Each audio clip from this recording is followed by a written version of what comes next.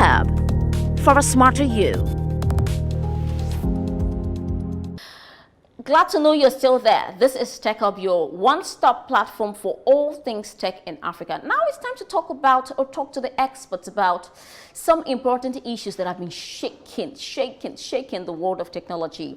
Let's start with the Nigeria Startup Bill. So over the week, I spoke with Ololade Otayemi, who is the CEO of the Orbra company, and he talked about how much young people in Nigeria, people who are passionate about entrepreneurship, came together to start up an initiative called the Nigeria Startup Bill to be able to put in the heart of the legislature, in the heart of the presidency, issues bordering startups in Nigeria and how they can improve on, be it infrastructure, be it policy making, to ensure that startups in Nigeria survive beyond the 1 year, 5 year, 10 year, 15 year, 20 year deadline that has been given to them. That you will get in this interview. The first thing before we even talk about what the Nigeria Startup Bill is all about is that we need to understand that in recent times, a number of landmark events have happened in the startup ecosystem in Nigeria, and the tech startup ecosystem, to be precise, tech-enabled businesses. And those events, like for example, we now have 2 unicorns. We had a very massive acquisition, right? And following that, it has then become more important for us to then create an environment to support such growth. In the past, it's been very difficult. If you ask those guys who achieved this thing, to know that it wasn't a very easy feat for them to achieve. So it has now become more important to create a more enabling environment by working with the public sector to be able to produce more success like that. And that's where the Nigeria Startup Bill came from.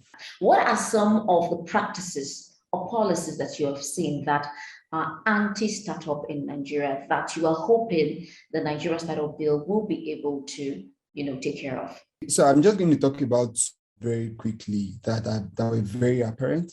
The first one was the regulatory issue that affected Gokada, one of the bike-hailing companies, some time back before the lockdown.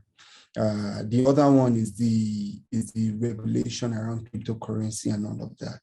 All of these things are indicators. They are telling us that, hey, the way our laws and our government is structured today would not support startups. And if we don't do something about it, we're going to see more.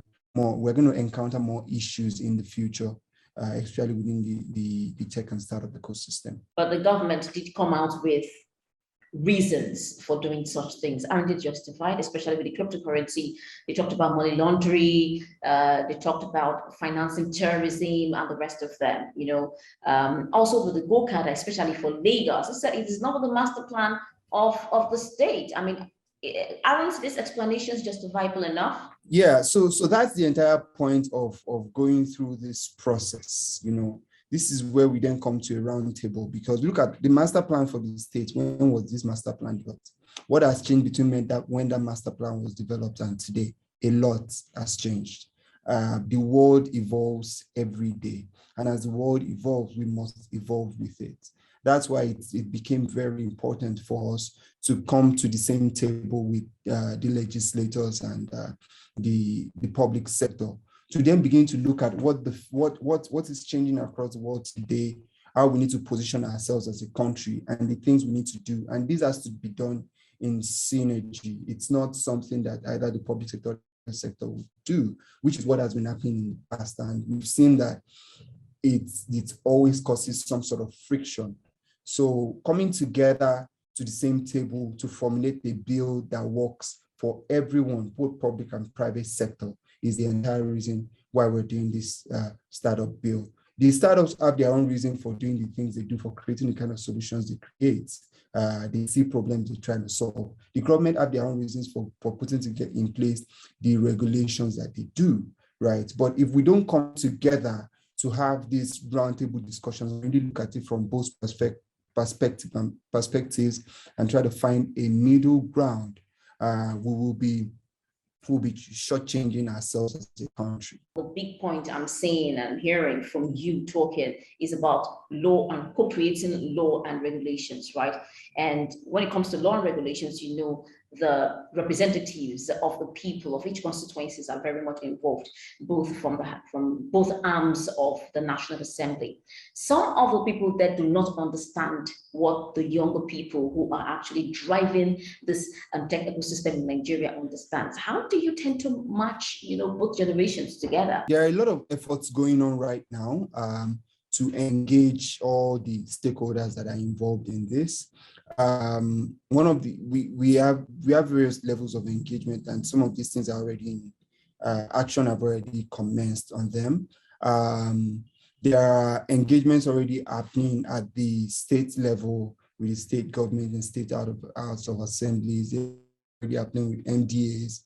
We have engagements even happening at the ecosystem level with the entire ecosystem leaders themselves and some of the key stakeholders within the ecosystem. And then there are also engagements happening at the House of Assembly and House of Reps level, the National Assembly level. So a lot of all these activities are happening simultaneously.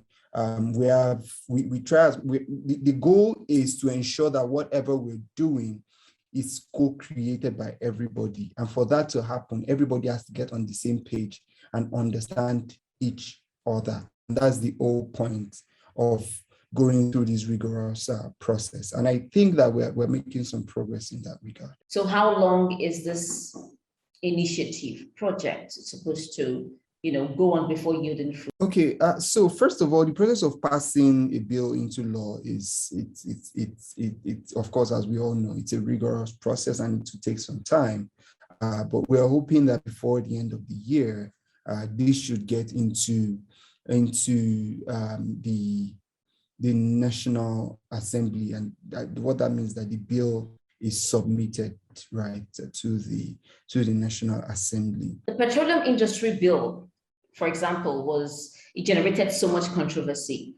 At the end, it was passed, and we now have the Petroleum Industry Act, and some sectors, some people, some stakeholders are not happy with the result. Do you foresee, just like it happened with the Petroleum Industry Act, any challenges ahead of getting this bill, you know, passed into law? We know that there might be some challenges down the line, and one of the things that we try to do, and which is what we're actively doing now, is to ensure that anywhere that we foresee a challenge or any kind of friction in the future the bill is passed, we try to find stakeholders within that space and engage them now and let everybody, like, for example, starting from next week, we're going to be having various town halls with various focus groups across various sectors.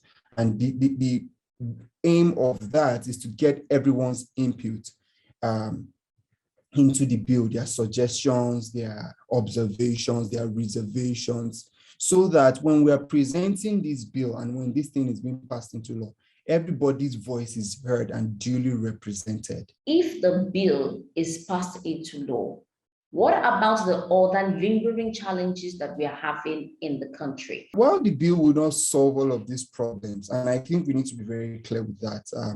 Passing the startup bill into law does not mean that all of the problems will go away overnight. However, what it will do is to create an enabling environment for people to be able to then begin to solve all of these challenges, both in collaboration. So for startups to be able to solve these challenges in collaboration with the public sector on a very large scale. One of the things we're going to do is to ensure that even within the bill, some of these things are already addressed. Like, for example, ease of doing business is something that can be addressed from a legislative standpoint. And those are some of the things that we're actively trying to ensure that we address within the bill. Infrastructure might not be addressed directly within the bill, but indirectly, we can begin to make some provisions for infrastructure, for our infrastructural problems to be solved, and also create an enabling environment for people to be able to solve these things in collaboration with the government. There are a few things and there are a few ways that people can be a part of this. The first one is people can volunteer to be a part of the process of putting the bill, getting the bill into the National Assembly. There's a lot that needs to be done for that to happen. We already have a lot of volunteers already. The second thing there is we are trying as much as possible to engage various stakeholders within the startup ecosystem, within the public sector. And we have all of these engagement meetings already lined up in the next 1 month.